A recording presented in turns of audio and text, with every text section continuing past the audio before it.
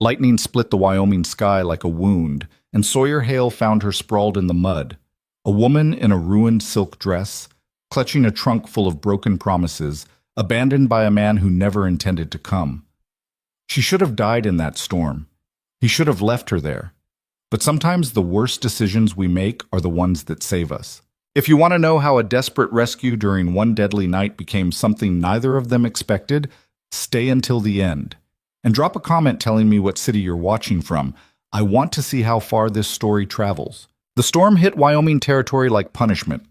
Sawyer Hail had seen bad weather before. 29 years of frontier living taught a man to read the sky, to know when to get the horses inside and latch the barn doors twice. But this was different.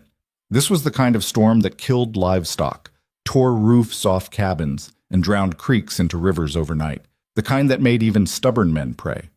He wasn't praying, he was riding.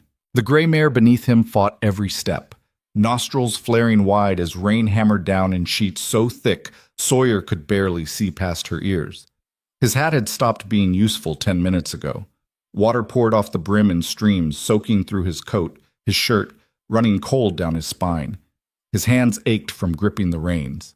"Almost there, girl," he muttered, though he wasn't sure if he was lying. The fence line should have been close, half a mile from his cabin, maybe less. But in weather like this, distance meant nothing. Visibility was maybe 20 feet on a good guess. Lightning cracked overhead, bright enough to burn spots into his vision, and thunder followed so close it rattled in his chest. He should turn back. Common sense said turn back, get inside, wait it out. Whatever fence repair he'd planned could wait until morning. No point dying over a broken post. But Sawyer Hail didn't have much use for common sense when it came to his land. This homestead was all he had, 160 acres of rough Wyoming dirt that he'd broken his back proving up on for the past 3 years. Every fence post, every cleared field, every stone pulled from the soil was his. The government said so. The land office said so. But out here, paper didn't mean much. What mattered was the work. What mattered was not giving the land a single reason to take back what he'd earned. So he rode. The mare stumbled, caught herself, stumbled again. Sawyer pulled her up, squinting through the rain. Something was wrong. The ground here should have been flat. He knew this stretch, had ridden it 100 times. But the mare was struggling like she was climbing. He swung down from the saddle, boots sinking immediately into mud that grabbed at his heels. The rain was deafening.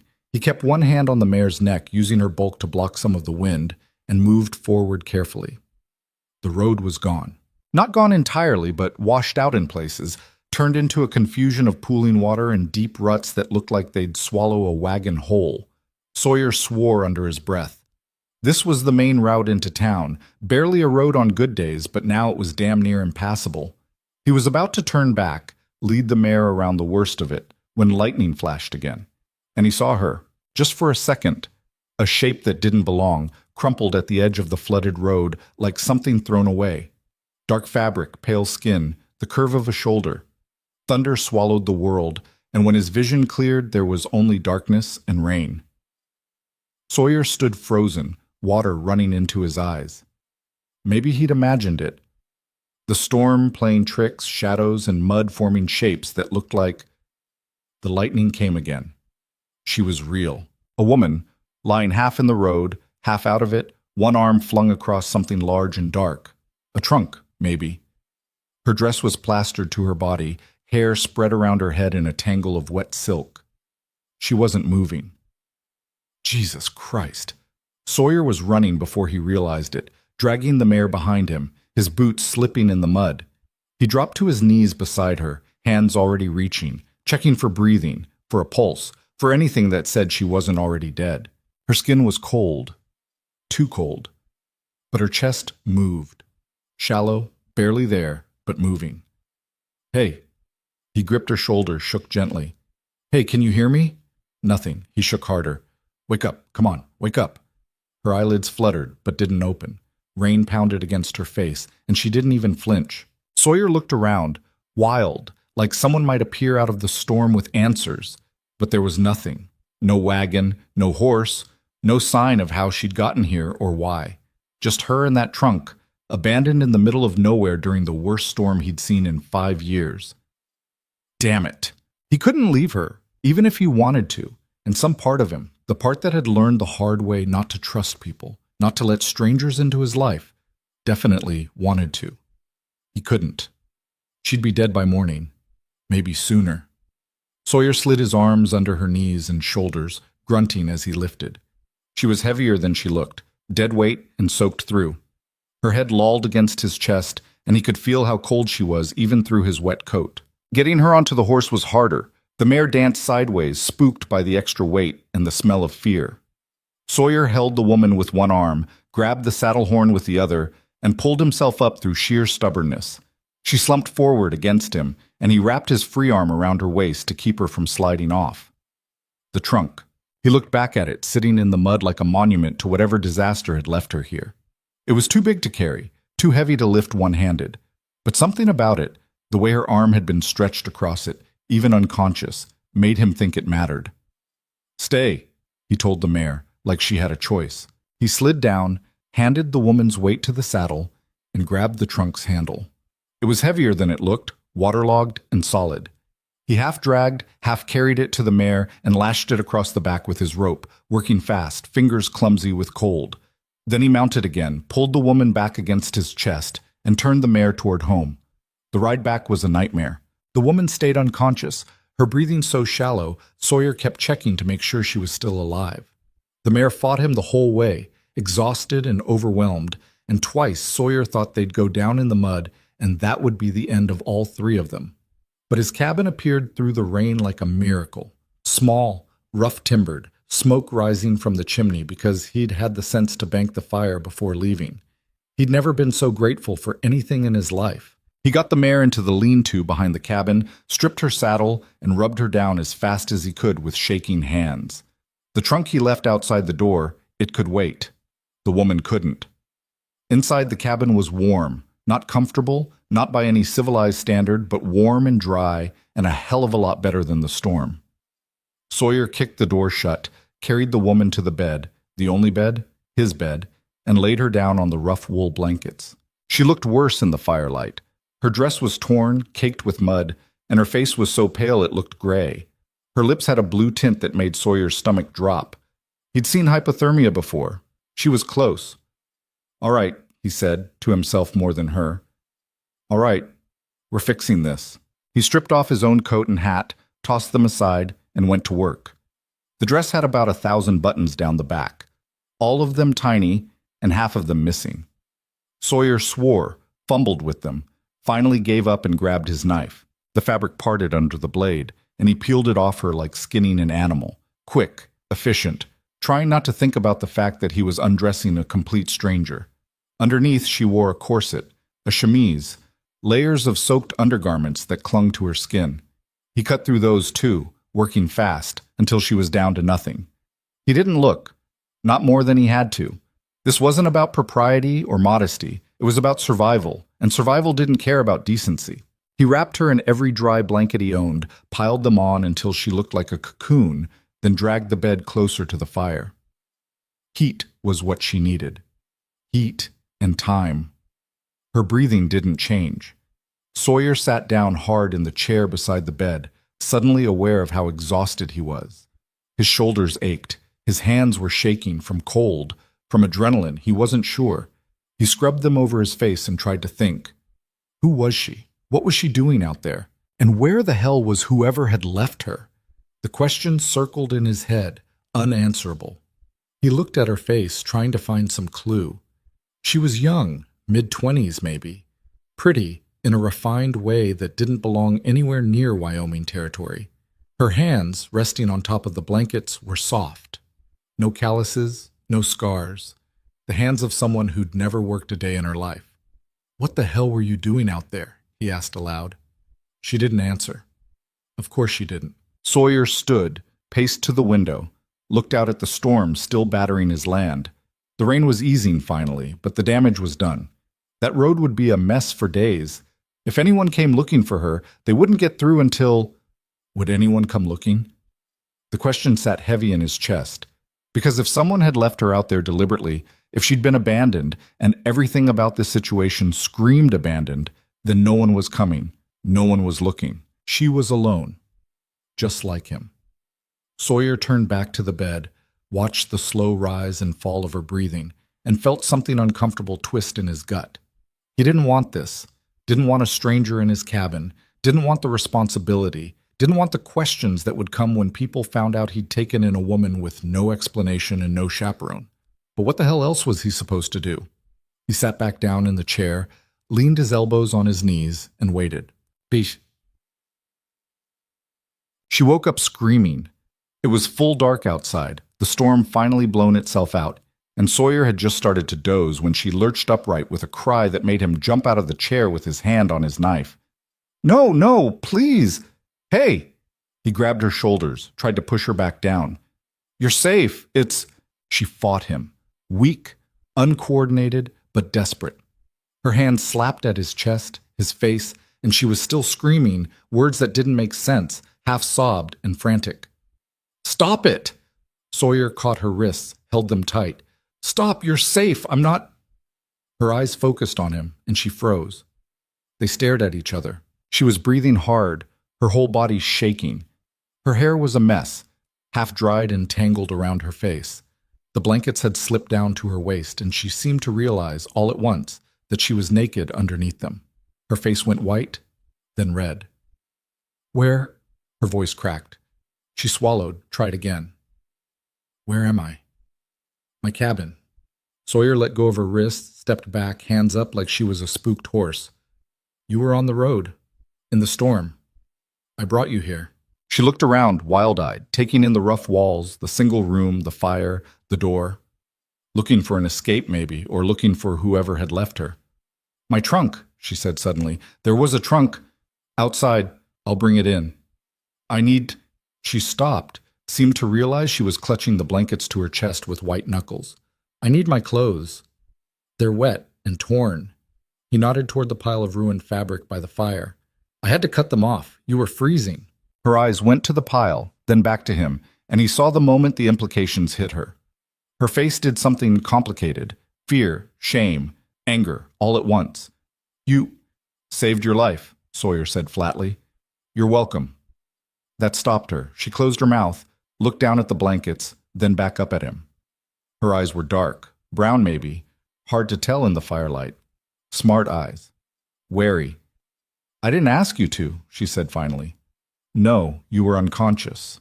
I mean, I didn't ask to be rescued. Sawyer stared at her. Would you rather I left you in the mud to die? She didn't answer that, just looked away, jaw tight. The silence stretched out, uncomfortable and sharp. Sawyer didn't know what to do with it. He wasn't good at this, at talking, at people, at navigating whatever the hell this was. He lived alone for a reason. What's your name? He asked, because it seemed like the thing to say. She hesitated, like even that was something she had to decide whether to give him. Then quietly, Vivian Mercer. Sawyer Hail. Another silence. What were you doing out there, Miss Mercer? Her hands tightened on the blankets. That's none of your business. You're in my bed wearing my blankets in my cabin. Think it's a little bit my business. Her eyes flashed. I didn't ask. Yeah, you said that already. Sawyer crossed his arms. I'm asking anyway. What happened? For a moment he thought she wouldn't answer. Then she laughed, a short, bitter sound that didn't have any humor in it. I was supposed to get married. Sawyer waited. He sent for me, she continued, not looking at him. From Boston. We'd been corresponding for 6 months. He said he owned a ranch, said he wanted a wife, said... She stopped, swallowed. He promised to meet me in town, at the hotel. I came all the way from Boston, and he never showed up. So you went looking for him? I hired a man with a wagon to take me to the ranch. Her voice was flat now, empty. He took my money, got halfway there and told me Mr. Garrett, my fiancé, had sent word that morning, called off the wedding, said I should go back east. Sawyer felt something cold settle in his chest. And then he told me to get out of the wagon, left me there, took my trunk down, set it in the road, and drove away. She looked up at him finally, and her eyes were bright with something that might have been tears or might have been rage. I tried to walk, but the storm came and I didn't... She stopped, looked away again. Sawyer didn't say anything. What the hell was there to say? Some bastard named Garrett had ordered a bride like she was livestock, changed his mind, and left her to die rather than face her himself. And another bastard had taken her money and dumped her in the middle of nowhere during a storm. It was the kind of story that made Sawyer remember why he didn't trust people. "What's his name, Wild?" he asked. "The man who drove the wagon." "Why?" "Because I want to know." Vivian studied him for a long moment. Then, "Crenshaw. Bill Crenshaw." Sawyer filed that away. He knew Crenshaw, a mean drunk who hired himself out for odd jobs when he needed drinking money, the kind of man who'd leave a woman to die without losing sleep over it. "And Garrett?" he asked. "Thomas Garrett." Her mouth twisted. "Of the Garrett Ranch, apparently, 20 miles west of town, one of the largest in the county." She said it like a curse. Sawyer knew that name, too. Everyone did. Garrett ran cattle and men with equal cruelty, and had enough money to make people forget he was a bastard, the kind of man who could ruin lives and call it business. "Why'd he change his mind?" Sawyer asked. Vivian's face went hard. "I don't know. I never got the chance to ask." Another silence. Sawyer looked at her, this Eastern woman with her soft hands and her ruined dress, sitting in his bed like a shipwreck survivor. She should be crying, should be falling apart, but instead she just looked angry, and somehow that was worse. "You can stay here tonight," he said finally. "Storm's over, but the road's a mess. Can't get you to town until it dries. I don't have money for a hotel." "Didn't ask for money. I'm not a charity case." "Didn't say you were." Sawyer grabbed his coat off the floor. "I'm going to check on the mare and bring in your trunk. There might be something dry in there you can wear." He was at the door when she spoke again. "Mr. Hail." He stopped, didn't turn around. "Thank you," she said quietly, "for not leaving me." Sawyer didn't know what to say to that, so he just nodded and walked out into the night. Chap. The trunk was exactly what he expected, full of the kind of things a woman brought west when she thought she was starting a new life. Dresses, undergarments, a few books, letters tied with ribbon, all of it soaked through, smelling of mud and rainwater. Sawyer carried it inside and set it by the fire. Vivian was still in bed, wrapped in blankets, watching him with those wary eyes. "Might be able to dry some of this," he said, opening the trunk. "If we—" He stopped. At the bottom of the trunk, underneath everything else, was a wedding dress. White silk, carefully folded, embroidered with tiny flowers. The kind of thing that cost more than Sawyer made in 6 months. It was ruined. The water had stained it brown, and the mud had ground into the fabric in ways that would never come out. Vivian made a sound, small, choked. Sawyer looked up and saw her staring at the dress with an expression that made his chest hurt. "I'll hang it up," he said quietly. "Might dry enough to—" "Don't." Her voice was sharp. "Don't bother. It doesn't matter." "Miss Mercer." "It doesn't matter." She was shaking, the blankets clutched so tight her knuckles were white. "None of it matters. The dress, the letters, the promises, all of it was—" She stopped, turned her face away. Sawyer stood there holding a ruined wedding dress and feeling completely useless. He wasn't good at this. Wasn't good at comfort or kind words or knowing what to say when someone was breaking apart in front of him. So he did the only thing he could think of. He folded the dress carefully, set it aside, and started pulling out the other clothes. Found a simple day dress that was less damaged than the rest, a cotton thing that might dry by morning. Found undergarments, stockings, a shawl. "These should work," he said, laying them out near the fire. "I'll turn around. You can get dressed." He heard her move, heard the rustle of fabric and the soft sound of her breathing, kept his eyes on the wall and tried not to think about the fact that she was naked 10 feet away from him. "You can look now." He turned. She'd gotten the dress on somehow, though it hung on her wrong and the buttons in back were only half done. She looked small in it, fragile, nothing like the angry woman who'd woken up screaming. "You want help with those buttons?" he asked. She hesitated, then nodded. He stepped behind her, worked the buttons one by one. His hands felt too big, too rough for the delicate fabric. He could feel the heat of her skin through the dress, could smell something faint and floral that didn't belong in his cabin at all. "There," he said, stepping back. "Thank you." She turned to face him, and they stood there in the firelight, Two strangers who had no business being in the same room together. "You should eat something," Sawyer said finally. "I've got stew. It's not fancy, but I'm not hungry." "You need to eat anyway. You nearly died." "I said I'm not, and I said you need to eat." He crossed to the stove, ladled stew into a bowl. "So you're going to sit down and eat, and then you're going to sleep, and tomorrow we'll figure out what happens next." Vivian stared at him. "You can't just order me around." "I just did." "I'm not one of your animals." "No, you're a woman who almost froze to death and probably hasn't eaten in 2 days. He set the bowl on the table. "Sit." For a moment he thought she'd refuse out of pure stubbornness. Then her stomach growled, loud enough to hear across the room, and her face went red. She sat. Sawyer watched her eat, slow at first, then faster, like she couldn't help herself. The stew was basic, just meat and potatoes and whatever vegetables he'd managed to grow last summer. But she ate like it was the best thing she'd ever tasted. When she finished, she set down the spoon and looked at him. "What happens tomorrow?" Sawyer leaned against the wall, arms crossed. "Road should be passable in a day or two. I'll take you to town, find you a room at the hotel.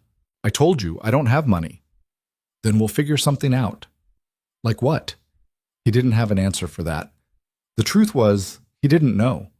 A woman alone with no money, no family, no prospects, that was a bad situation any way you looked at it.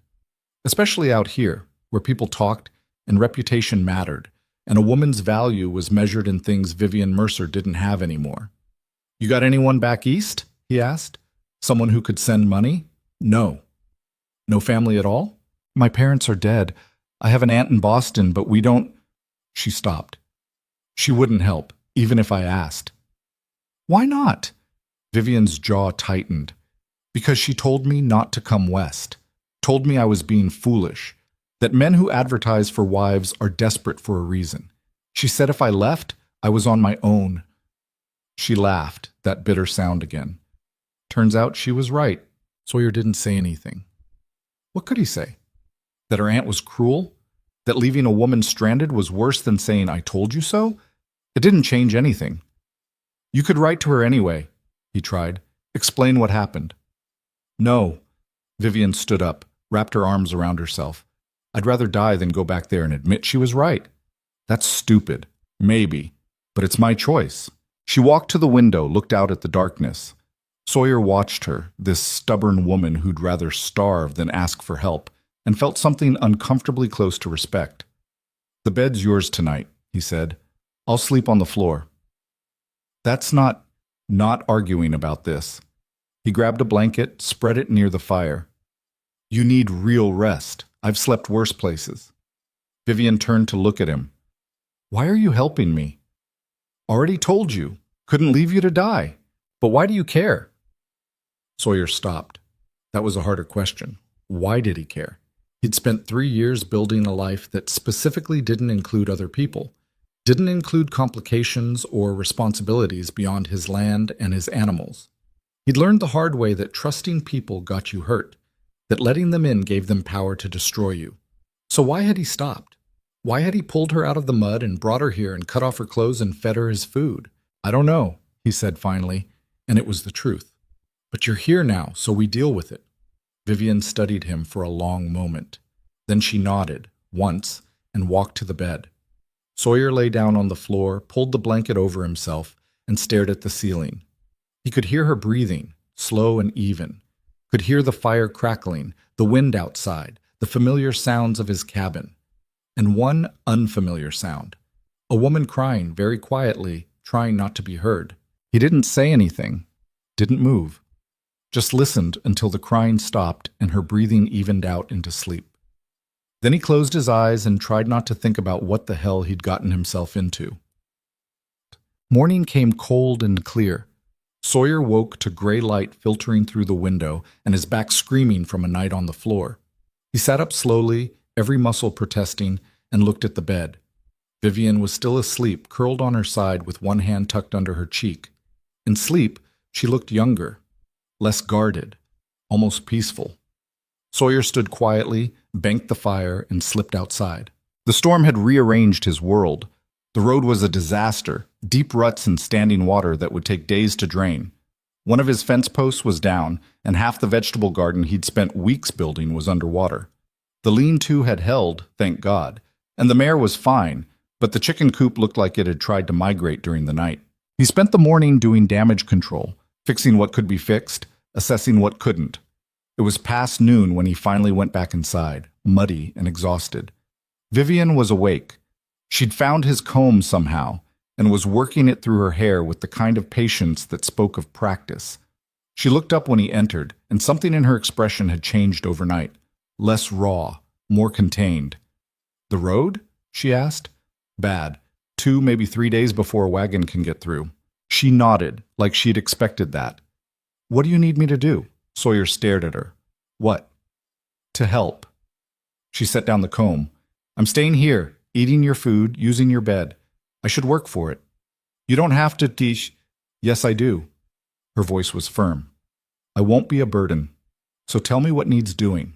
Sawyer looked at her, this Eastern woman in her half-dried dress and her soft hands, and tried to imagine her doing anything useful on a homestead. She probably didn't know the first thing about livestock or fences or hauling water, but there was something in her eyes that said she meant it, that she needed this, needed to be useful, needed to prove something to herself, if not to him. "All right," he said slowly. "You know how to feed chickens?" She lifted her chin. "I can learn." She couldn't learn. Not at first, anyway. The chickens scattered when she approached, squawking like she'd come at them with a knife instead of a bucket of feed. She threw the grain too hard, too scattered, and half of it ended up in the dirt where the birds wouldn't touch it. By the time she finished, her dress was covered in dust, and she had a scratch on her hand from a particularly aggressive hen. Sawyer watched from the doorway of the barn, arms crossed, trying not to smile. "They hate me," Vivian said, brushing dirt off her skirt with sharp, frustrated movements. "They're chickens. They hate everyone." "They don't seem to hate you." "That's because I don't throw food at them like I'm angry at it." She shot him a look that would have wilted a lesser man. "I wasn't angry at it." "Could have fooled me." Vivian opened her mouth, probably to argue, then seemed to think better of it. She set down the bucket and wiped her hands on her skirt, already ruined anyway, and said, "What else?"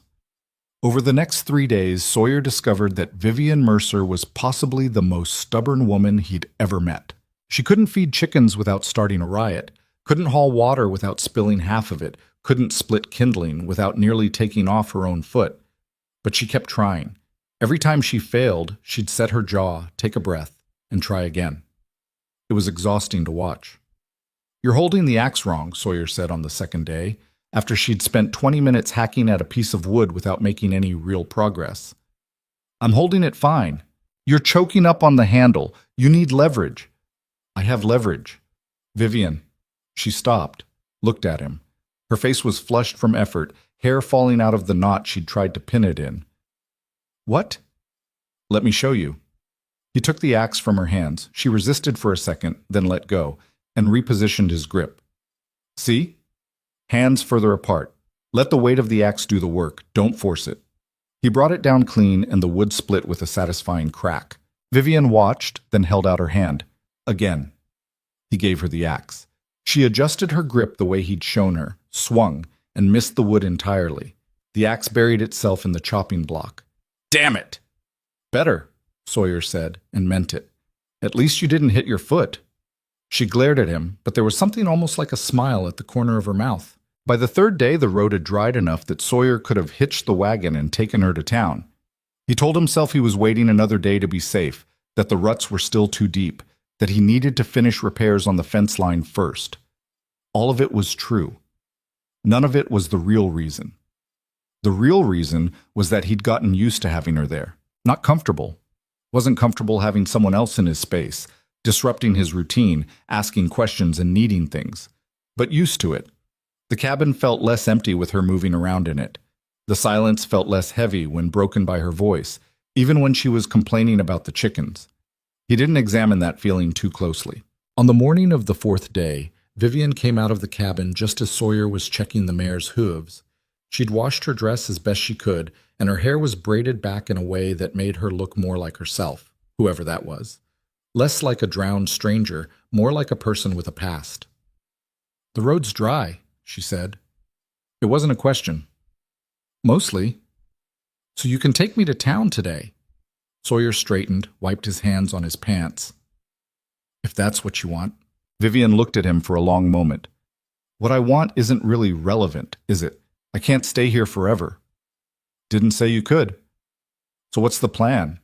You drop me at the hotel with no money and no prospects and wish me luck? There was an edge to her voice that hadn't been there before. Not anger exactly, something sharper, something that sounded like fear trying to pass itself off as defiance. Sawyer met her eyes. I'm not just dropping you anywhere. We'll figure something out. Like what? I don't know yet. That's not a plan, Mr. Hale. It's all I've got. They stared at each other, the morning sun climbing higher, the mare shifting restlessly beside them. Somewhere in the distance, a crow called. I want to see him, Vivian said suddenly. Sawyer frowned. Who? Thomas Garrett. Her hands clenched at her sides. Before I leave, I want to see the man who did this to me. Every instinct Sawyer had said that was a bad idea. Why? Because I deserve answers. Because he owes me that much. He doesn't owe you anything. Men like Garrett don't think they owe anyone. I don't care what he thinks. Her voice was quiet but iron hard. I came 2,000 miles because he asked me to, because he made promises. And then he threw me away like I was nothing. So yes, I want to see him.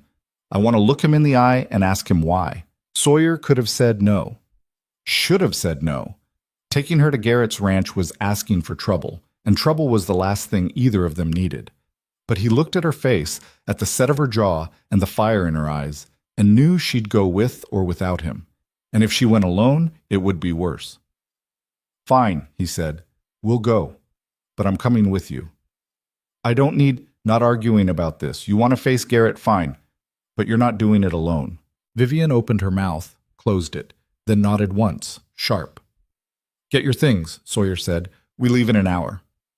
The Garrett Ranch sat like a kingdom on the edge of the county. Sprawling buildings, miles of fence line, cattle scattered across pastures that seemed to go on forever. The main house was 2 stories of painted wood and glass windows, the kind of place that announced money before you even got to the door. Sawyer hated it on sight. They'd hitched the wagon and driven in silence, Vivian sitting rigid beside him with her trunk at her feet and her hands folded in her lap. The closer they got, the tighter her jaw became, until Sawyer thought her teeth might crack from the pressure. You don't have to do this, he said as they pulled up to the house. Yes, I do. A man came out onto the porch. Not Garrett, someone younger, wearing a vest and a suspicious expression. Help you? Sawyer set the brake. We're here to see Thomas Garrett. Mr. Garrett doesn't take visitors without an appointment. He'll take this one. Vivian climbed down from the wagon before Sawyer could help her, smoothing her dress with shaking hands. Tell him Vivian Mercer is here. The man's expression changed, a flicker of recognition, quickly hidden. Wait here. He disappeared inside. Vivian stood at the base of the porch steps, spine straight, hands clenched. Sawyer came to stand beside her. If he doesn't come out, we leave, Sawyer said quietly. He'll come. She was right. 5 minutes later, the door opened again, and Thomas Garrett stepped out. He was tall, well-dressed, with dark hair going gray at the temples, and the kind of face that probably made women overlook his cruelty. He looked at Vivian with something that might have been surprise or might have been annoyance. Miss Mercer, he said, like they were meeting at a social function. This is unexpected. Vivian didn't move. You promised to marry me. I changed my mind. Just like that, simple. Like it meant nothing. Sawyer felt his hands curl into fists. Why? Vivian's voice didn't shake. What changed? Garrett came down the steps, stopped a few feet away. Up close, Sawyer could see the calculation in his eyes, the cold assessment of a man who measured everything in terms of use and profit. You want the truth? Garrett asked. Yes? All right. I needed a wife. Or rather, I needed the appearance of one. There's a land deal I'm negotiating, and the man I'm dealing with has certain traditional values. He wants to see that I'm settled, respectable, a family man. He said it like he was discussing livestock. I thought a mail-order bride would suffice, someone grateful enough not to ask questions. Vivian's face had gone very pale. And then? And then I saw you. The words hung in the air like a slap. I saw you get off the train, Garrett continued, almost conversational, and I realized my mistake. You're pretty enough, I suppose, but you have opinions written all over your face. Intelligence. The kind of woman who asks questions and expects answers. The kind who'd be a problem instead of a solution. He shrugged. So I sent Crenshaw to take care of it. Take care of it, Vivian repeated, her voice hollow. You mean abandon me in the middle of nowhere during a storm? I paid him to take you back to town. What he did after that wasn't my concern. Sawyer stepped forward before he could stop himself. You son of a... Garrett's eyes flicked to him, dismissive. Who's this? Your new protector? He saved my life, Vivian said, after your man left me to die. How dramatic. Garrett turned back toward the house. You got your answers, Miss Mercer. Now get off my property. Wait. Vivian's voice stopped him. The money I paid Crenshaw for the wagon. I want it back.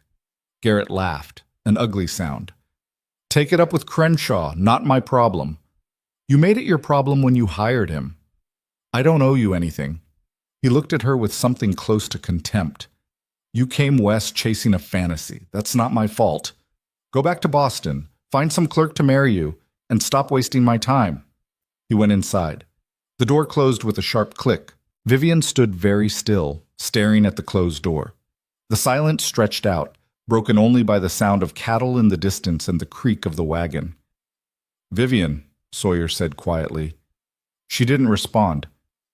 Come on, let's go. He threw me away, she said, so softly he almost didn't hear it. Like I was trash, like I didn't matter at all. He's not worth... I sold everything I owned. Her voice was getting louder, shaking. Everything. My mother's jewelry, my books, my piano. I gave up my whole life to come here because he promised. He promised. She stopped, took a breath. Another. Then she walked to the wagon, climbed up, and sat down without a word. Sawyer followed, released the brake, and turned the horses back toward the road. Neither of them spoke.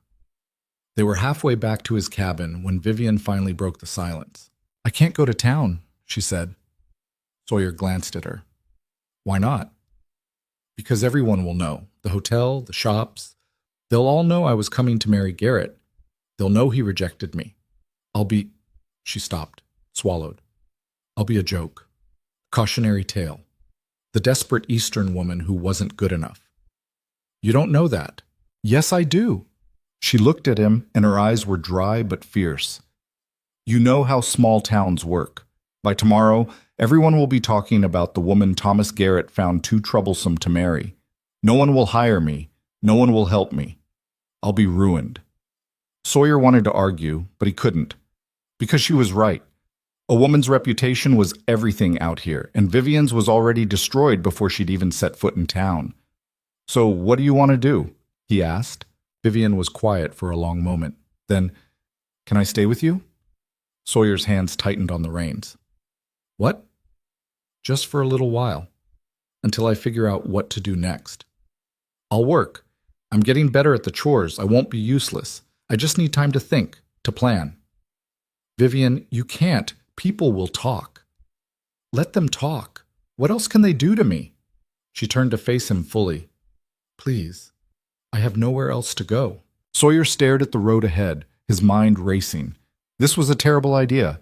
Having an unmarried woman living in his cabin would cause exactly the kind of scandal she was trying to avoid. People would assume things, would say things. His reputation would suffer along with hers. But what was the alternative? Drop her in town with no money and no prospects? Watch her become exactly what she feared, a cautionary tale, a woman destroyed by circumstances and cruel men? He thought about finding her in the storm, thought about the way she'd fought to learn things she had no business knowing, thought about the look on her face when Garrett had told her she didn't matter. All right, he heard himself say, you can stay, for a while. Vivian let out a breath. Thank you. But we're setting rules. She nodded. Whatever you need. You pull your weight. I'm not running a charity. I will. And when people ask, because they will ask, we tell them you're working off room and board, nothing else. Agreed. They rode the rest of the way in silence, but it felt different now, less heavy, almost like a decision made together instead of one forced by desperation. When they reached the cabin, Sawyer helped her down from the wagon and carried her trunk inside. Vivian stood in the doorway, looking at the small space like she was seeing it for the first time. "It's not much," Sawyer said.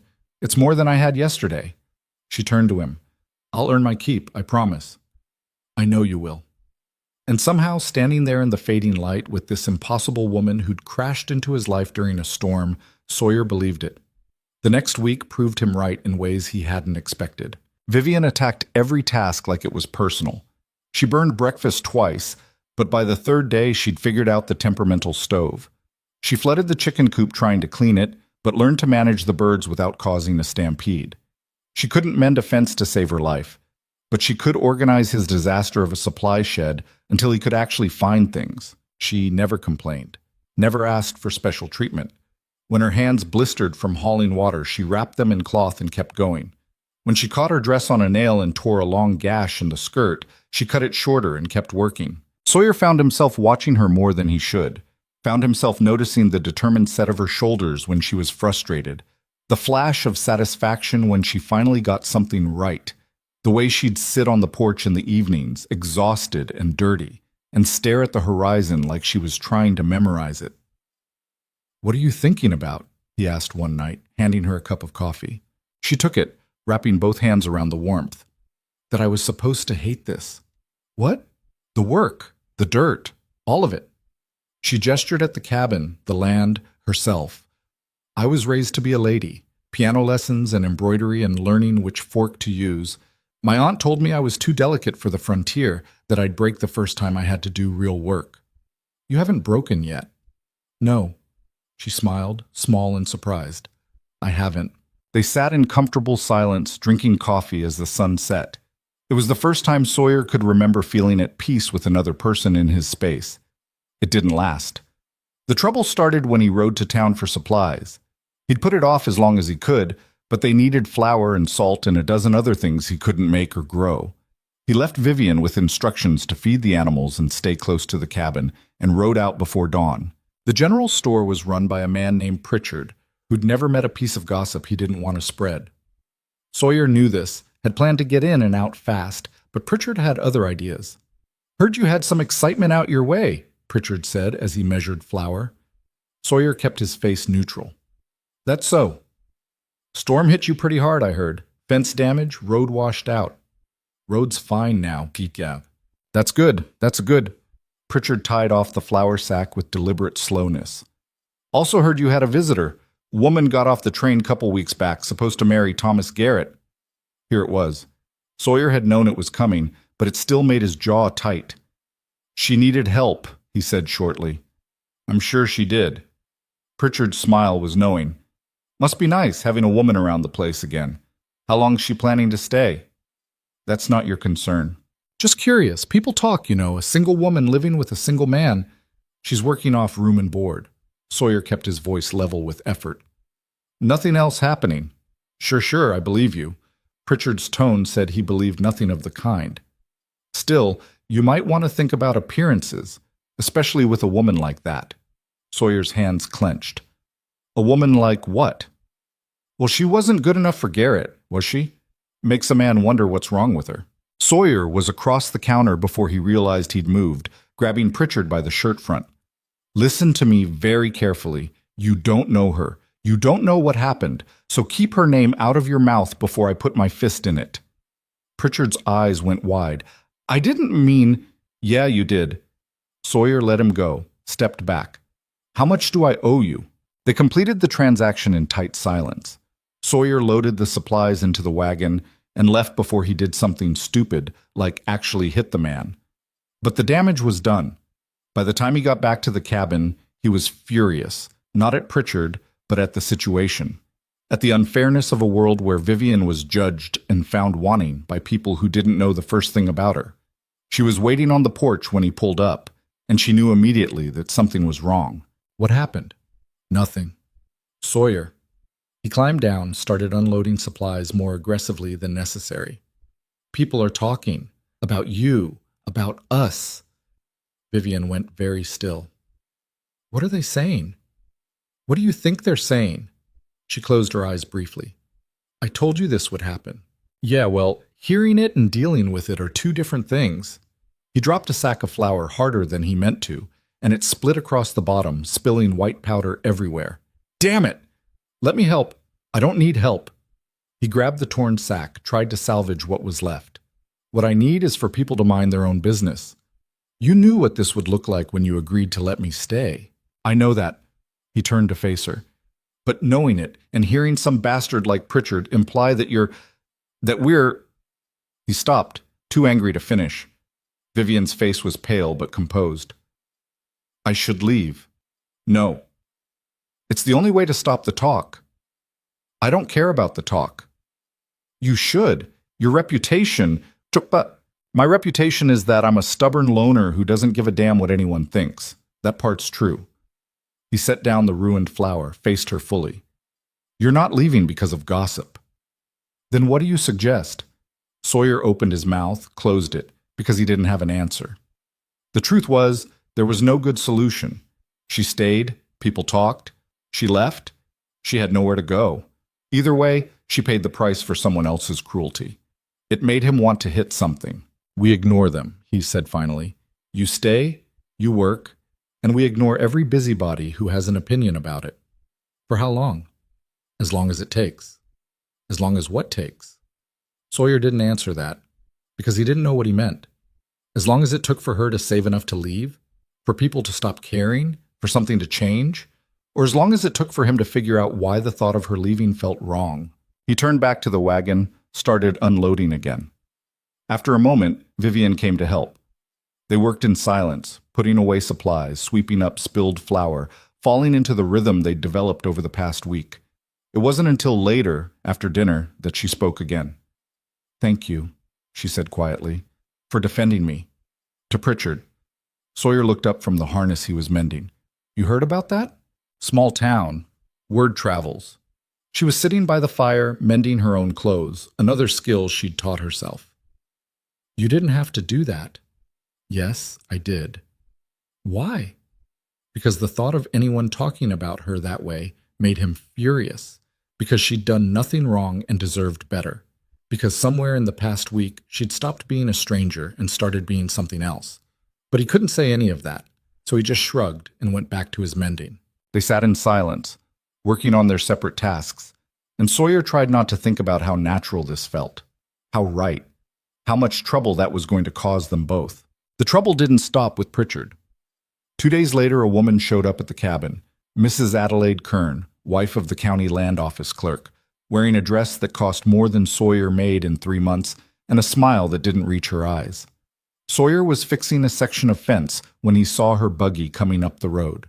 He stood slowly, hammer in hand, watching her approach with the wariness of a man who knew trouble when he saw it.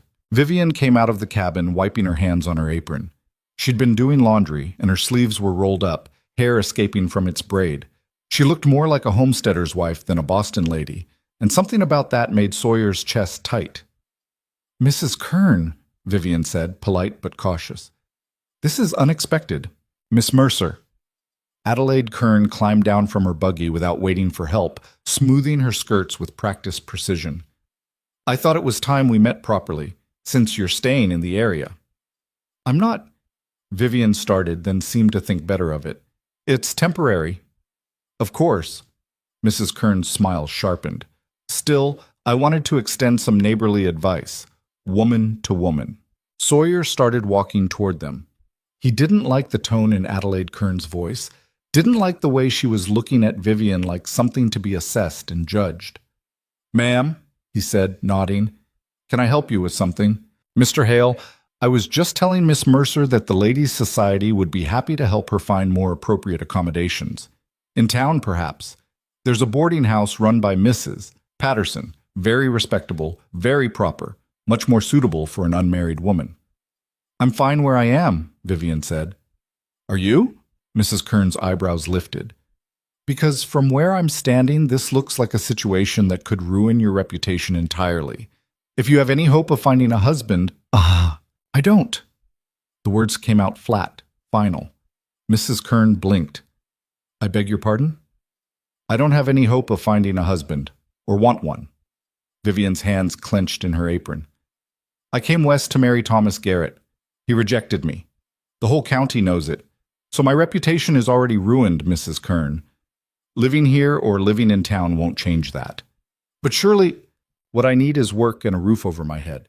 Mr. Hale has given me both in exchange for labor. That's the arrangement. I'm sorry if it offends your sensibilities, but I don't have the luxury of worrying about appearances anymore. The silence that followed was sharp enough to cut. Mrs. Kern's face had gone tight, her smile completely gone. I see. Well, I suppose some women have lower standards than others. Sawyer felt his temper spike. Ma'am, I think it's time for you to leave. I'm only trying to help. No, you're not. Vivian's voice was quiet but steady. You came here to remind me that I'm a scandal, that I'm not good enough for your ladies' society or your boarding house or your town. You came here to make sure I know my place. Well, I do. My place is here, working for my keep until I can afford to go somewhere else. And what you or anyone else thinks about it doesn't matter. Mrs. Kern stared at her, 2 spots of color high on her cheeks. You'll regret this, both of you. When no one in town will do business with you, when you're completely ostracized. I already don't do business with most people in town, Sawyer said. And I've been ostracized since I got here, so nothing's changed for me. Mr. Hale, you should go. Adelaide Kern looked between them, her mouth pressed into a thin line. Then she climbed back into her buggy, gathered the reins, and drove away without another word. Sawyer watched until the buggy disappeared around the bend, then turned to find Vivian still standing rigid, hands shaking. You all right? He asked. I shouldn't have said those things. Why not? They were true. Because now she'll tell everyone, and it'll be worse. The talk will be worse. Let it be worse. Sawyer picked up his hammer, turned back to the fence. We've got work to do. Vivian didn't move for a long moment. Then she went back inside, and Sawyer heard the sound of her returning to the laundry with more force than necessary. He understood. He felt the same way, angry at the unfairness of it. Angry at people like Adelaide Kern who had nothing better to do than judge others. Angry at a world that gave men like Garrett power, and women like Vivian nothing. But anger didn't fix fences. So he focused on that instead. That night, Vivian was quiet through dinner. She picked at her food, stared at the fire, and barely said 2 words even when Sawyer tried to make conversation. Stop thinking about it, he said finally. About what? Whatever's eating at you. Mrs. Kern, the town, all of it. Vivian set down her fork. I can't just stop thinking about it. Why not? Because it matters. What people think matters. No, it doesn't. Easy for you to say. You're a man. You can live however you want, and people just call you independent. I live the same way, and I'm ruined. She wasn't wrong. Sawyer knew that, hated it, but couldn't change it. So what do you want to do? He asked. Move to town? Live in that boarding house where Adelaide Kern can keep an eye on you? No. Then stay here and stop worrying about people who don't matter. They do matter, though. Vivian's voice cracked slightly. Because they're the ones who'll decide if I can work, if I can buy things, if I can exist anywhere but here. And the longer I stay, the worse it gets for both of us. Sawyer leaned back in his chair, studying her. You want to leave? I don't know what I want. She pressed her hands to her face. I just know that this isn't fair to you. You saved my life, and I'm repaying you by destroying your reputation. My reputation was never that good to begin with. Sawyer, I mean it. I came out here to get away from people, to build something that was mine and not have to answer to anyone. So if people want to talk about me, let them. Doesn't change anything. Vivian lowered her hands, looked at him. Why did you come out here? You never said. Sawyer was quiet for a moment. He didn't talk about his past, had spent 3 years not talking about it, not thinking about it if he could help it. But something about the way Vivian was looking at him, the vulnerability in her question, made him answer. I had a farm, back in Missouri. Worked it with my father until he died, then kept it going myself. Met a woman, got engaged, thought I'd have the whole thing, wife, kids, a real life. He stopped, jaw tight. What happened? Vivian asked softly. Her father owned the land next to ours. Bigger spread, More money. He wanted to expand, and my land was in the way. So he made me an offer. I said no.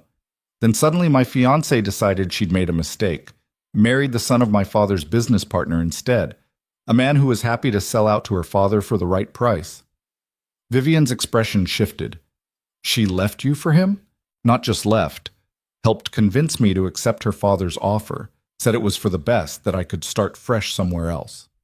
Sawyer's hands clenched. I was an idiot. Believed her.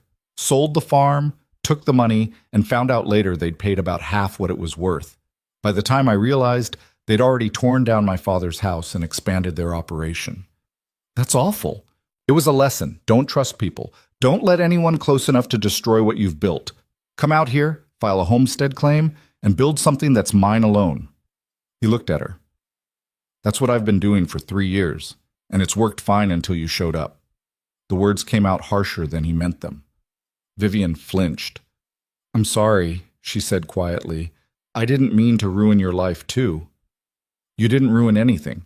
Yes, I did. You just said, I said it worked fine. Didn't say it was good. Sawyer stood, paced to the window.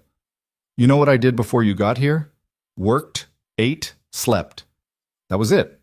Didn't talk to anyone, didn't see anyone unless I had to go to town. Just existed. And I told myself that was enough. He turned to face her. Then you showed up, and suddenly I'm talking more than I have in 3 years. I'm teaching someone how to feed chickens and split wood and telling stories over dinner. And yeah, it's complicated. Yeah, people are talking, but it's also the first time since Missouri that I haven't felt completely alone. Vivian stared at him, eyes wide. So stop apologizing for being here, Sawyer said. You're not ruining anything. You're just making it different. The silence stretched between them, heavy with things neither of them seemed ready to say. Finally, Vivian stood. I should get some sleep. Yeah. She paused at the edge of the bed. Still his bed, still the only bed, while he continued sleeping on the floor like he had since that first night. Sawyer? Yeah? Thank you for telling me. He nodded, throat tight.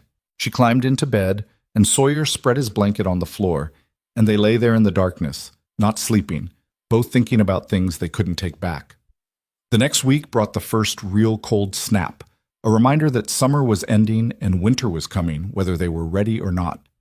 Sawyer started working longer days, trying to finish the fence repairs and get the cabin reinforced before the hard weather hit. Vivian worked beside him without being asked.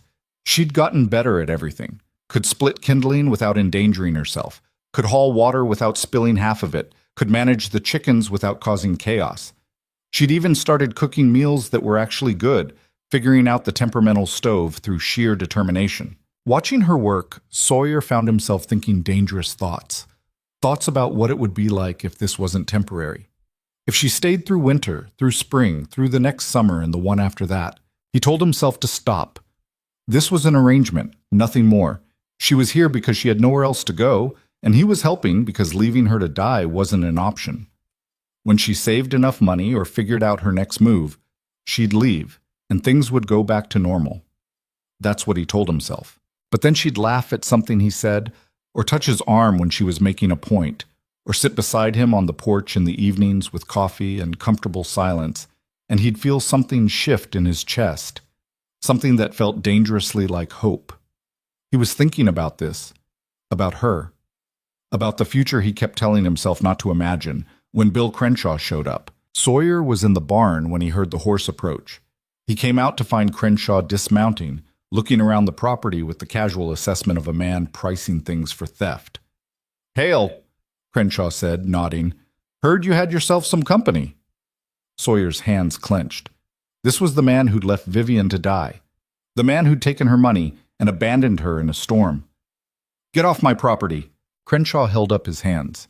Now, don't be unfriendly. I just came to check on the lady. Make sure she's all right. You mean make sure she's alive after you left her to die? Is that what she told you? Crenshaw's smile was ugly. Garrett paid me to take her to town. She's the one who insisted on going to the ranch. Got hysterical when I said no. I couldn't handle a woman like that, so I let her out to cool down. Not my fault she got caught in the storm. That's a lie. Is it? Or is it the word of a desperate woman against mine? Crenshaw's eyes narrowed. People in town are talking, Hale. Saying you've got Garrett's rejected bride living here like a wife. Saying all sorts of things about what you two get up to. Thought you should know before it causes real problems. Sawyer stepped forward. Leave. Now. Or what? Or I make you leave. Crenshaw looked at him, seemed to calculate his chances, and evidently decided they weren't good. He backed toward his horse, still smiling that ugly smile. Just trying to be helpful, but if you want to tie yourself to damaged goods, that's your choice. He swung into the saddle.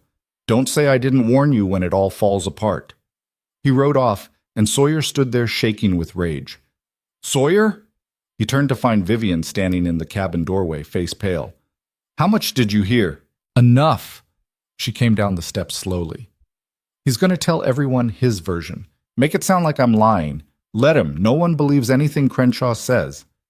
They'll believe this, because it's easier than thinking a man like Garrett would be that cruel. She was right, and they both knew it. Sawyer scrubbed a hand over his face. This is getting worse. I know. Soon it won't just be talk, it'll be real problems. Merchants refusing to sell to me, people avoiding us completely. I know, Vivian said again, quieter. So we need to do something about it. She looked at him. Like what? Sawyer took a breath. He'd been thinking about this for days, turning it over in his mind, examining it from every angle, trying to convince himself it was a terrible idea. But the truth was, he'd already made the decision. He'd made it the moment he pulled her out of the mud. Maybe even before that. Marry me, he said. Vivian's eyes went wide. What? Marry me? Make it legal, make it real. Then it's not a scandal, it's just a marriage. Sawyer, you can't be serious? I'm completely serious. He stepped closer. Think about it. If we're married, none of this matters anymore. The talk stops. You have protection, respectability, and I get... He stopped, not sure how to finish that sentence. You get what? Vivian asked. A partner. Someone to build this life with. Someone to make this cabin feel like a home instead of a place to hide. But he couldn't say that. Not when she was staring at him like he'd lost his mind. I get help running this place, he said instead. It's a practical arrangement. Benefits both of us. That's insane. Why? Because we barely know each other. Because you don't want a wife. You said yourself you came out here to be alone. Because marriage is supposed to be about... She stopped, flustered. It's supposed to be about more than just stopping gossip. Is it? Sawyer crossed his arms.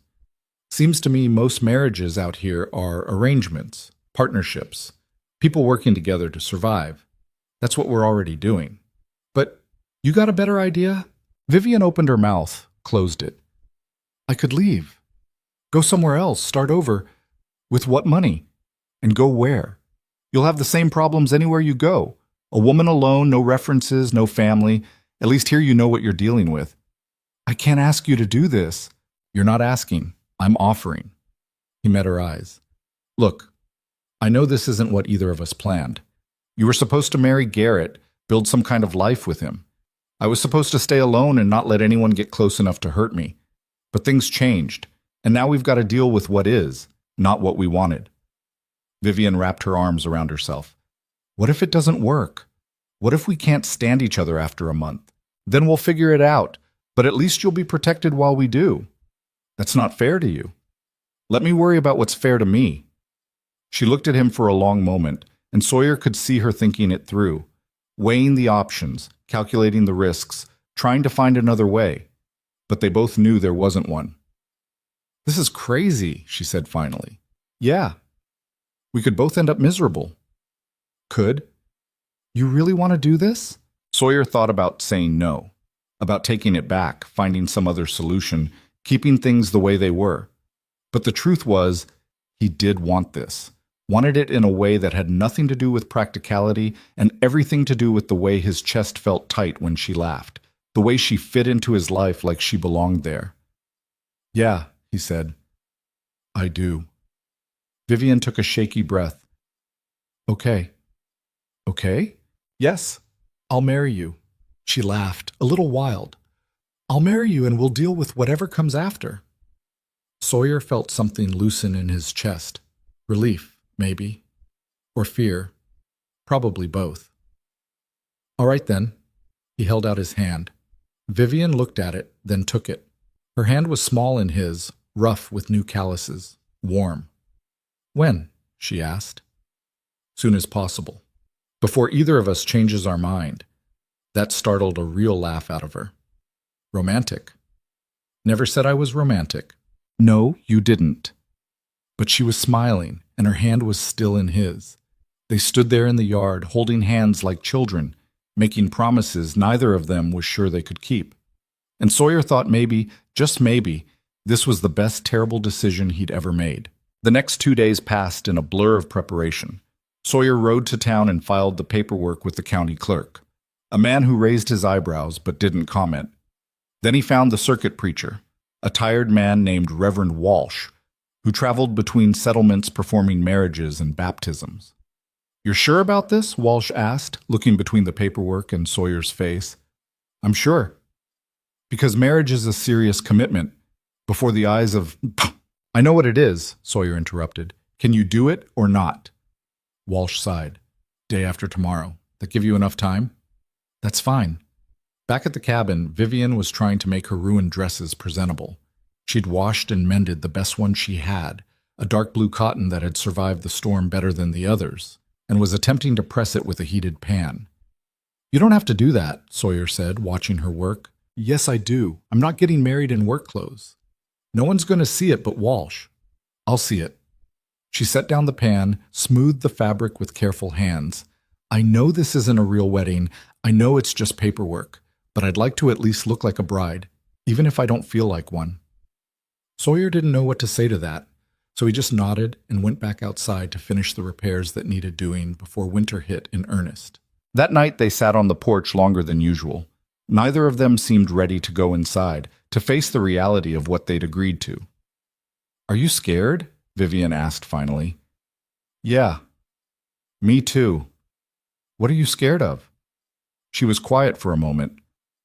"That this won't be enough. That I'll try my best and still fail. That you'll wake up one day and regret saving me from that storm." Sawyer looked at her, really looked at her. This woman who'd crossed a continent for a man who didn't want her, who'd survived abandonment and storm and humiliation, who'd learned to split wood and feed chickens and hold her head high even when the whole town was talking. "I won't regret it," he said. "You don't know that." "Yeah, I do." He turned to face her fully. "You want to know what I'm scared of? I'm scared that I'll mess this up, that I'll be too stubborn or too closed off or too damaged to be what you need, that you'll realize you deserved better than a man who lives alone in the middle of nowhere and doesn't know how to talk about his feelings." Vivian's eyes were bright in the fading light. "I think we're both pretty damaged." "Probably." "So maybe we'll figure it out together." "Maybe."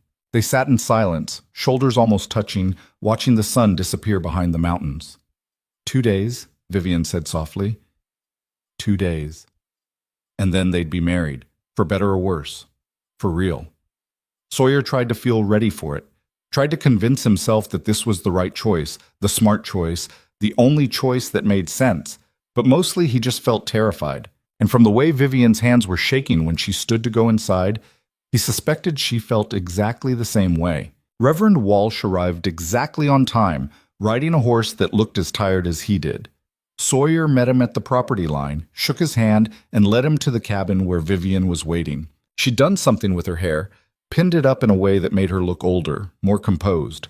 The blue dress fit her better than it had any right to, considering she'd altered it herself with shaking hands the night before. She looked nothing like the half-drowned woman he'd found in the storm, and everything like someone who was trying very hard to be brave. "Miss Mercer," Walsh said, nodding. "You look well." "Thank you, Reverend." "Shall we begin?" It wasn't a ceremony, not really. Walsh read from a small prayer book, stumbling over words in places, while Sawyer and Vivian stood side by side in front of the fireplace. There were no flowers, no guests, no music, just 3 people in a rough cabin, making something official that had started as survival. "Do you, Sawyer Hail, take this woman to be your lawfully wedded wife?" Sawyer looked at Vivian. She was staring straight ahead, jaw tight, hands clasped so hard her knuckles were white. She looked like she was facing a firing squad instead of a wedding. I do, he said. And do you, Vivian Mercer, take this man to be your lawfully wedded husband? Vivian's eyes flicked to his, just for a second. He saw fear there, and uncertainty, and something else he couldn't name. I do, she whispered. Walsh produced a ring, a simple gold band that Sawyer had purchased in town, using money he'd been saving for winter supplies. It was too big for Vivian's finger, but she curled her hand into a fist to keep it from sliding off. Then, by the authority vested in me, I now pronounce you man and wife. Walsh closed his book. You may kiss the bride, if you'd like. The silence that followed was excruciating. Sawyer looked at Vivian. Vivian looked at the floor. Neither of them moved. Or not, Walsh said, clearing his throat. I'll just need you both to sign the certificate. They signed. Walsh witnessed it, folded the paper carefully, and handed it to Sawyer with an expression that suggested he'd seen plenty of awkward weddings, but this one might take the prize. Congratulations, he said, in a tone that suggested he wasn't sure congratulations were appropriate. I'll file this with the county when I get back to town. Appreciate it, Sawyer said. He paid Walsh, walked him back to his horse, and stood in the yard watching the Reverend ride away. When he turned around, Vivian was standing in the doorway, still wearing the blue dress, still looking like she might bolt at any second. So, she said. So, we're married. Yeah. She laughed, a short, slightly hysterical sound. I got married twice in 1 month. Once to a man who never showed up, and once to a man I barely know. I'm either very unlucky or very stupid. Could be both. That startled a real laugh out of her. She covered her mouth with her hand, the one wearing the too big ring, and shook her head. What do we do now? She asked. Sawyer had been wondering the same thing. They were married, legally and officially, but nothing had actually changed. She still slept in his bed. He still slept on the floor. They still worked side by side during the day and sat in careful silence at night. Except now there was a piece of paper that said they belonged to each other. We keep going, he said finally. Same as before. Same as before, Vivian repeated. She looked down at the ring, twisted it on her finger. Right, of course. She went inside, and Sawyer stayed in the yard longer than necessary, trying to figure out why getting what he wanted felt so much like making a terrible mistake. The first week of marriage was strange. They were both too careful with each other, overly polite, stepping around conversations that might lead somewhere uncomfortable. Vivian said thank you too many times. Sawyer found himself apologizing for things that didn't need apologies. It felt wrong, forced. This is ridiculous, Vivian said on the 5th day, slamming a pot down harder than necessary. We're acting like strangers. We are strangers. We're married strangers, that's different. She turned to face him, hands on her hips. We need to stop tiptoeing around each other. Fine. What do you want to talk about? I don't know.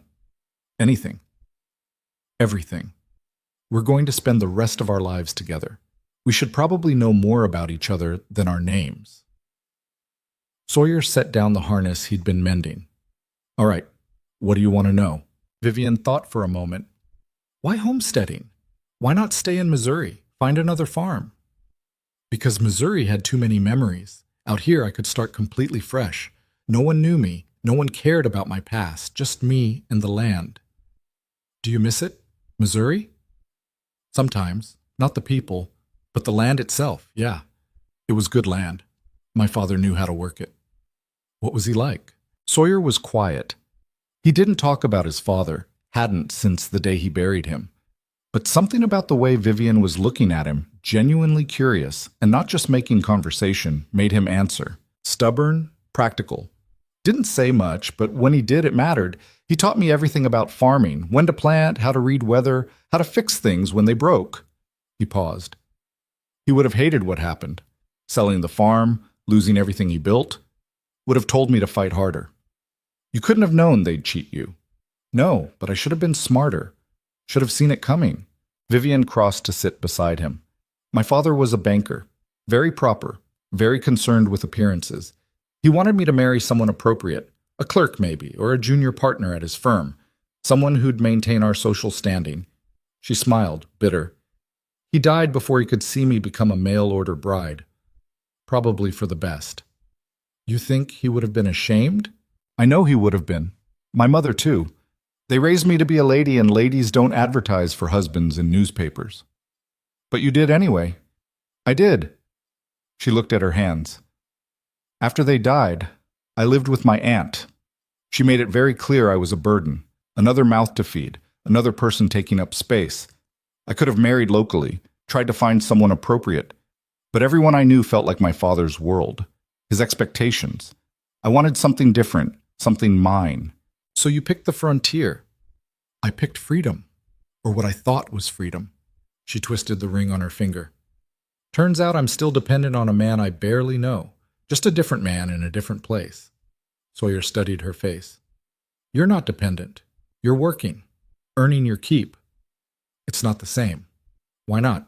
Because I'm your wife now. The law says everything I do belongs to you. The work, the money, if I had any, even myself.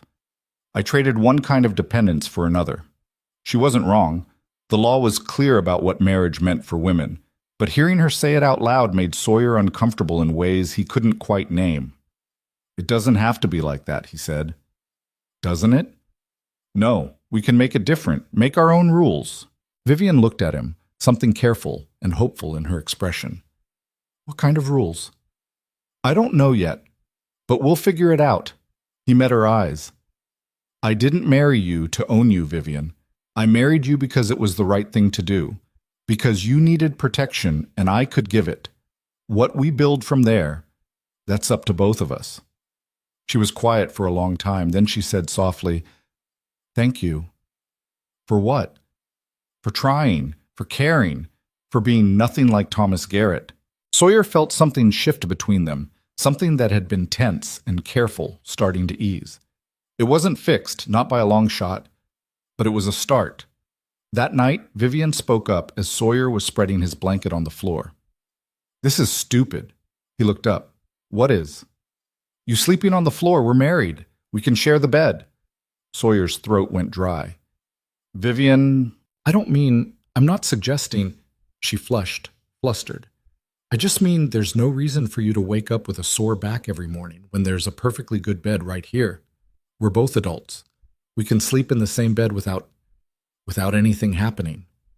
She was right. Logically, she was completely right. But the thought of lying next to her, close enough to touch, hearing her breathe in the darkness, I don't want to make you uncomfortable, he said. You won't. I trust you. Those 3 words hit harder than they should have.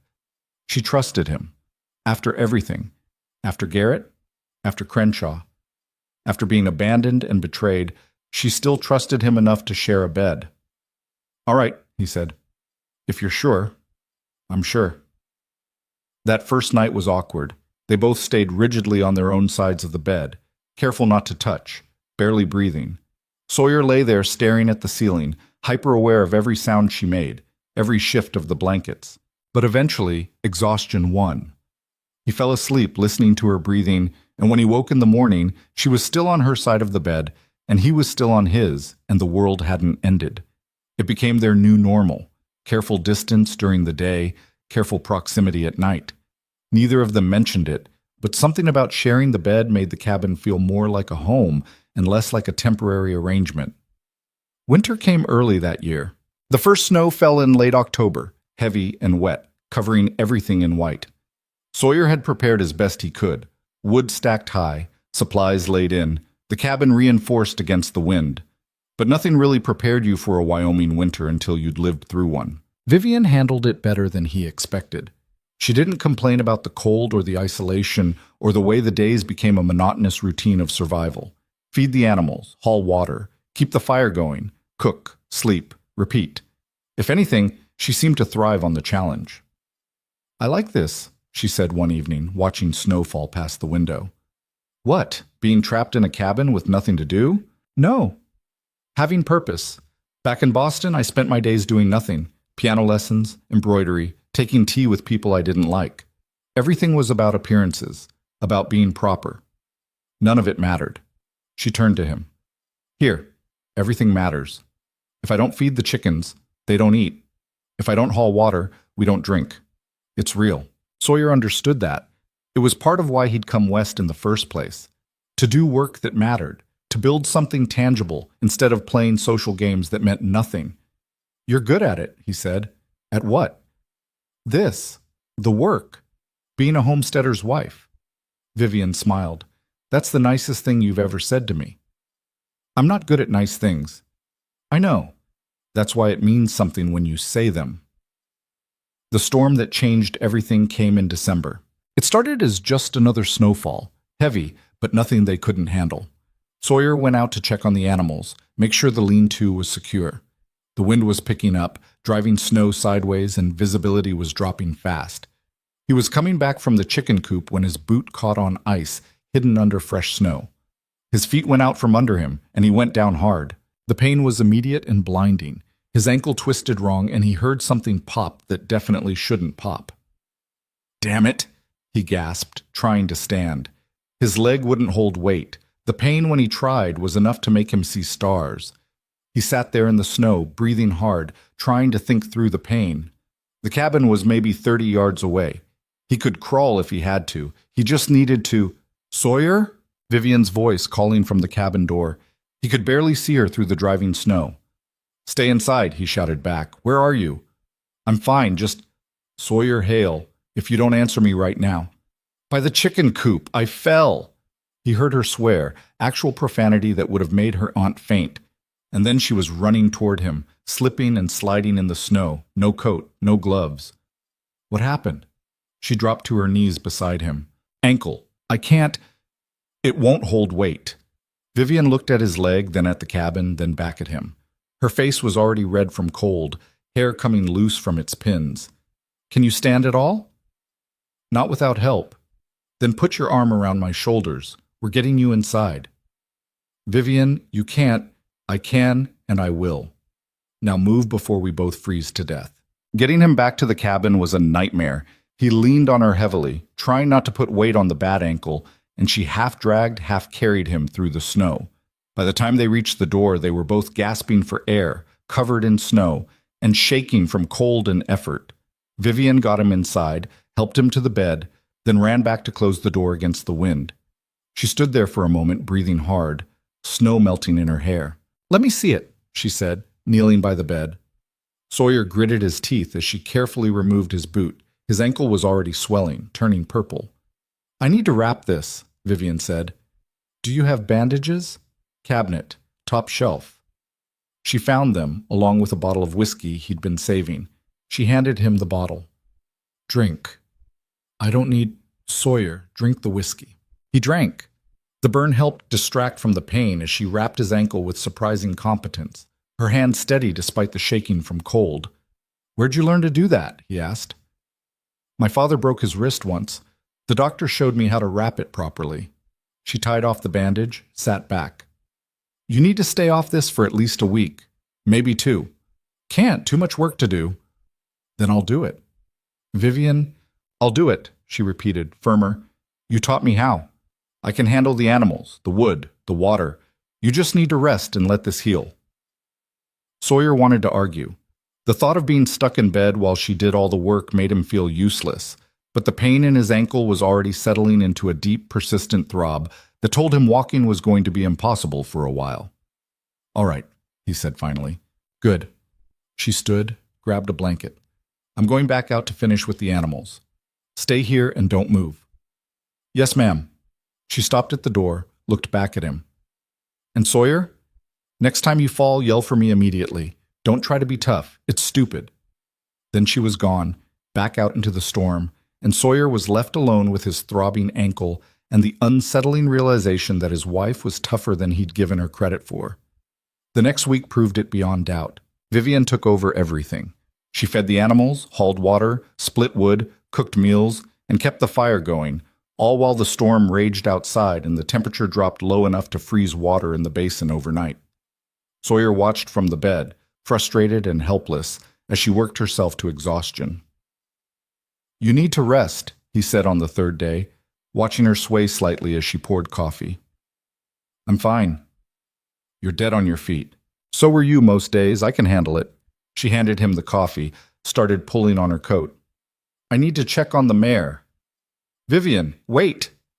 But she was already gone. She came back an hour later, covered in snow, shivering so hard she could barely work the buttons on her coat.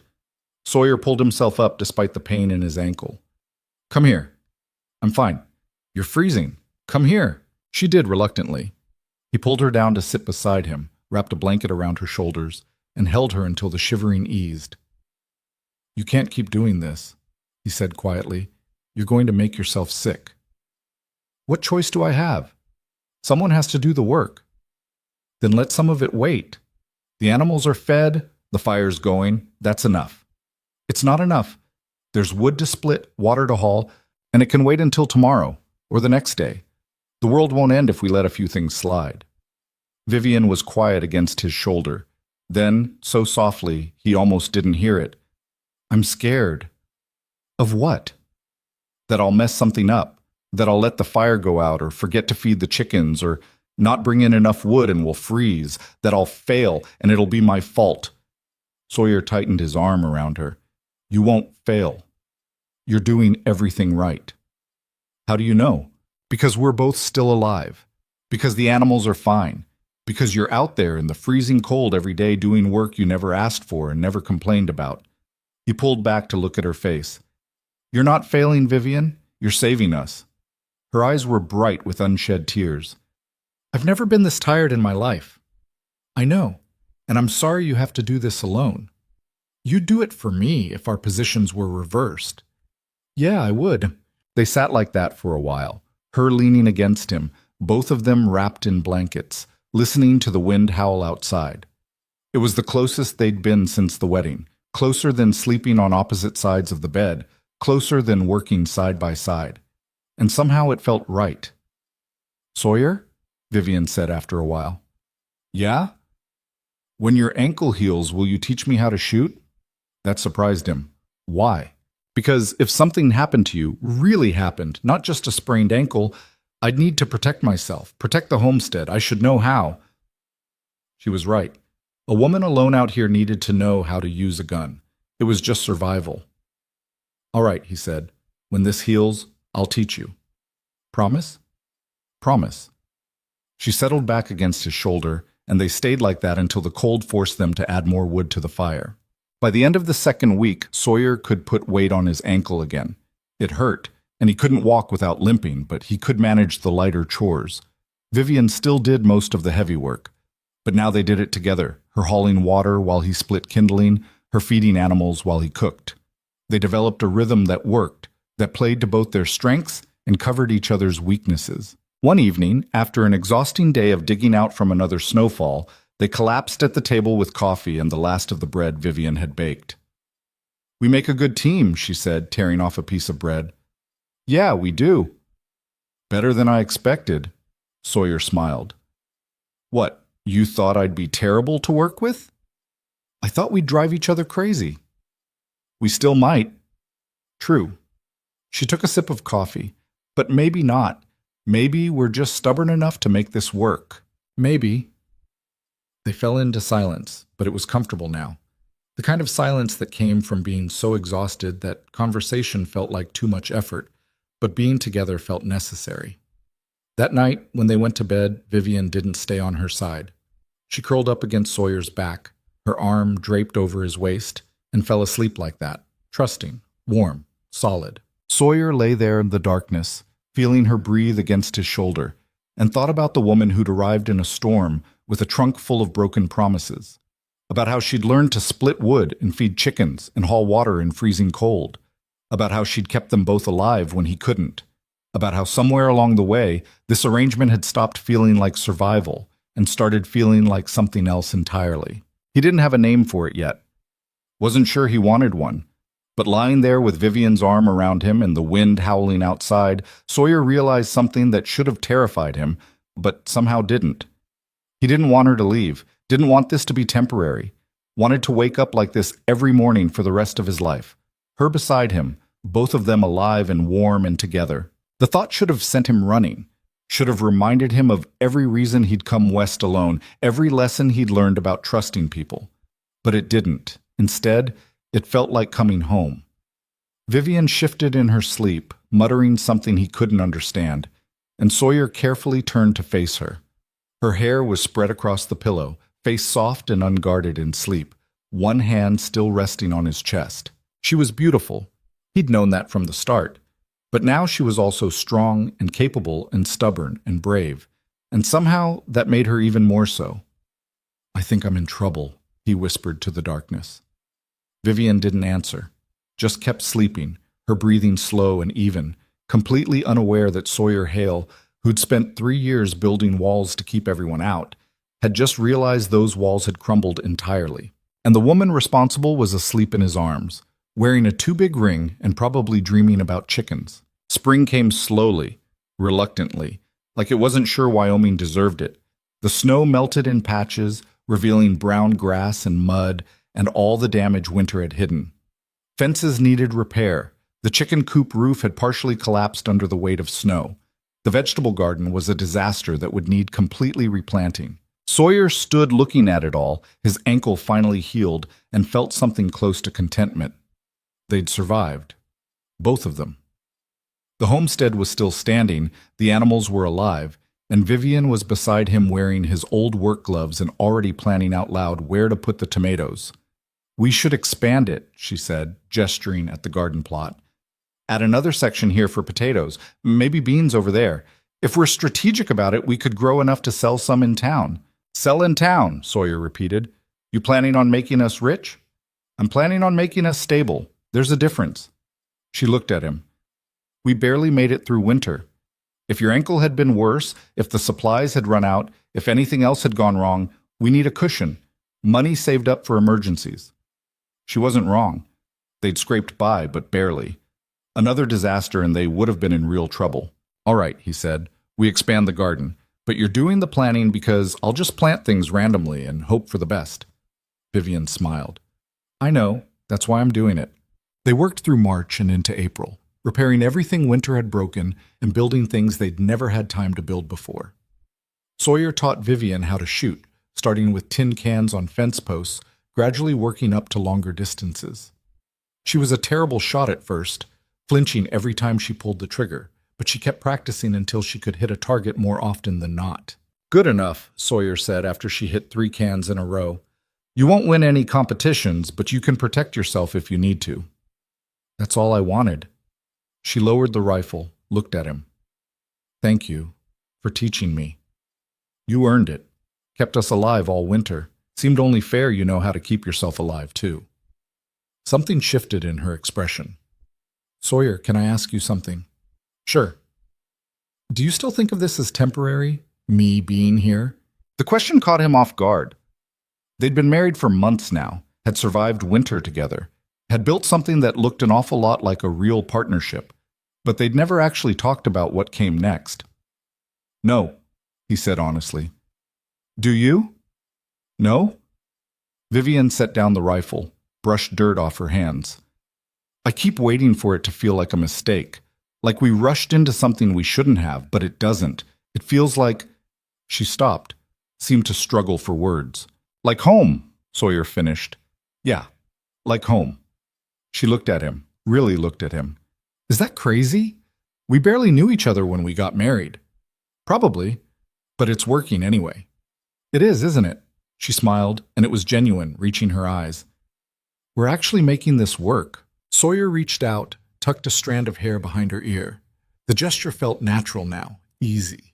Somewhere over the winter, they'd stopped being careful with each other, stopped maintaining polite distance. "Yeah," he said. "We are." They stood there in the spring sunlight, and Sawyer thought about how far they'd both come. The woman who'd been too delicate for frontier life, according to her aunt, was now tougher than half the men in the county. And the man who'd sworn off trusting anyone had a wife he'd trust with his life. It was strange how things worked out sometimes. The first trip to town after winter was always an event, and this year was no different. Sawyer hitched up the wagon, loaded in the supplies they needed to sell, eggs, some preserved vegetables, a few pieces of furniture he'd built during the long winter nights, and helped Vivian up to the seat. She'd made herself a new dress from fabric he'd bought months ago, something practical but nicer than her work clothes. She'd pinned her hair up properly, and she wore the wedding ring without having to make a fist to keep it on. Sawyer had taken it to the blacksmith over winter and had it sized properly, a fact that had made her cry for reasons he still didn't entirely understand. "Ready?" he asked. "No, but let's go anyway." Town was exactly as they'd left it, small, dusty, full of people who had nothing better to do than gossip.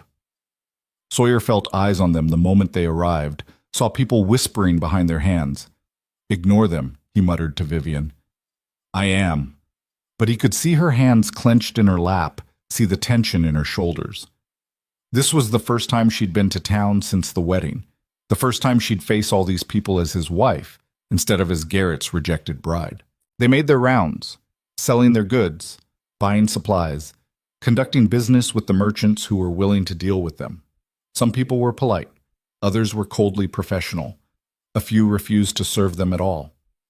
Sawyer was loading flour into the wagon when Vivian appeared beside him, face flushed.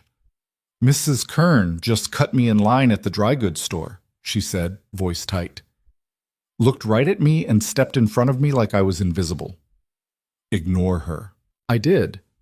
But then she made a comment to the clerk about certain women lowering the standards of decent society, and She stopped. "I want to punch her, Sawyer. Is that wrong?" "No, but don't do it anyway." "I know. I won't. But I want to." She climbed into the wagon, and they were about to leave when someone called out, "Hail!" Sawyer turned to find Bill Crenshaw standing outside the saloon, already half drunk despite it being barely noon.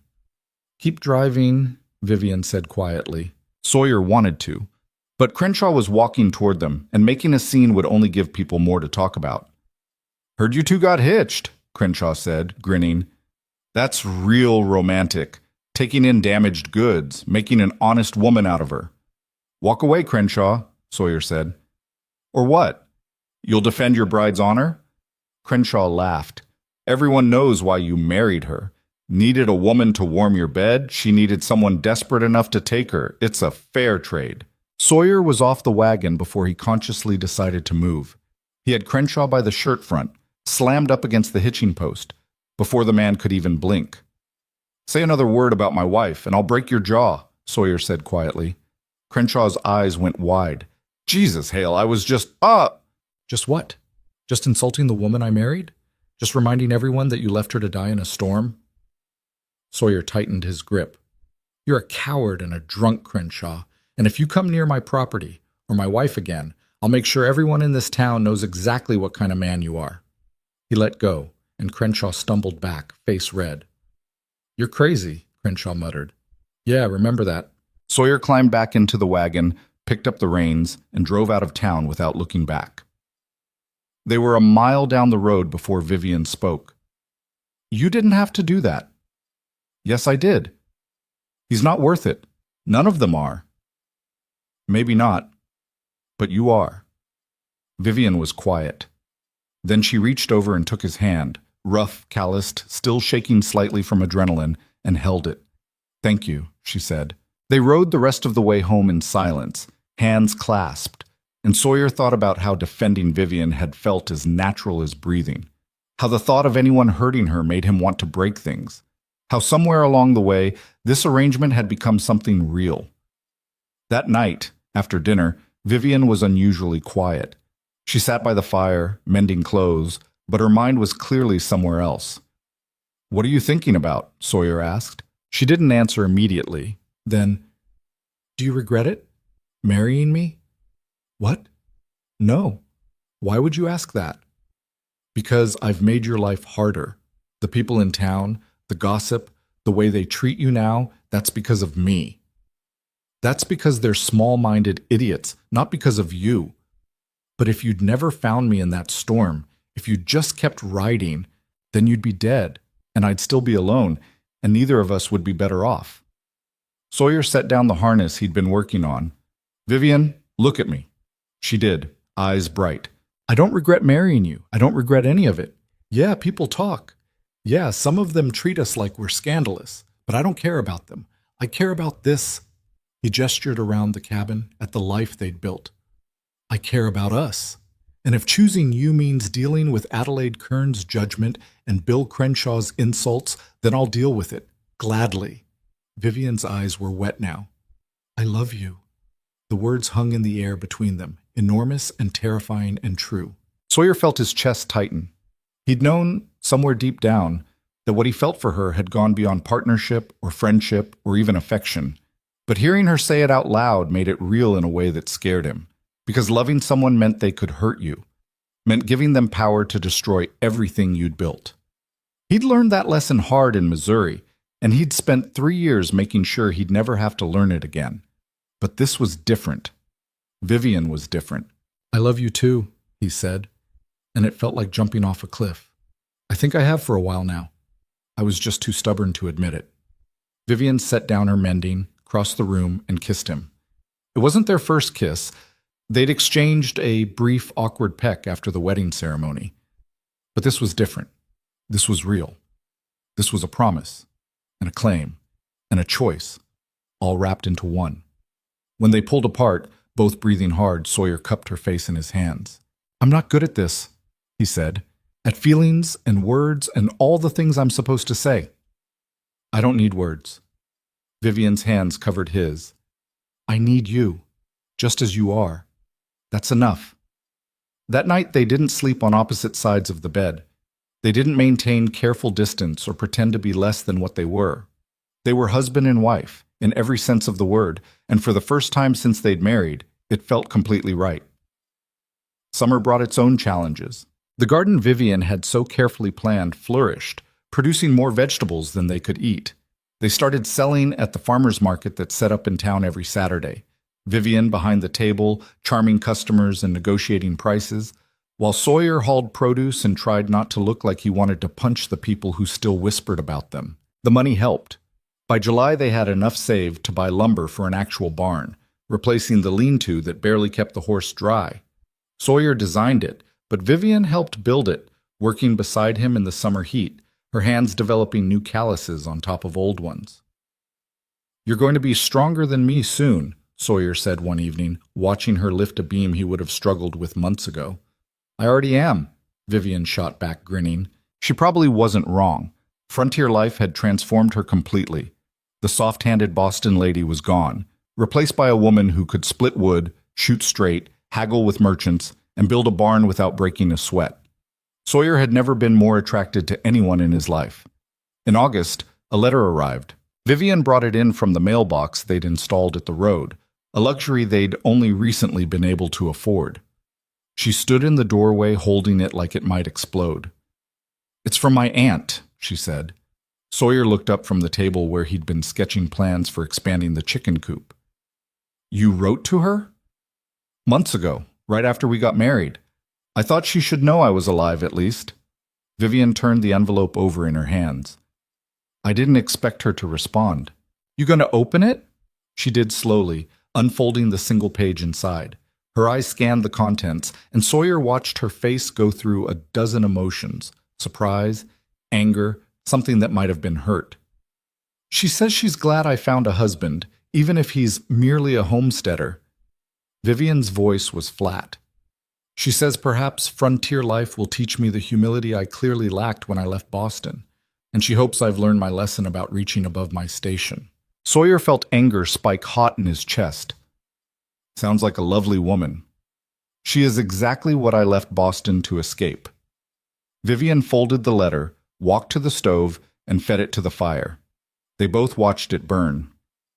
"You all right?" Sawyer asked. "I'm fine. Better than fine, actually." Vivian turned to face him. "Because she's wrong. About all of it. Marrying you wasn't settling. Building this life wasn't a lesson in humility. It was the best decision I ever made. Even with the chickens?" That made her laugh. "Even with the chickens." She crossed to him, settled into his lap like it was the most natural thing in the world.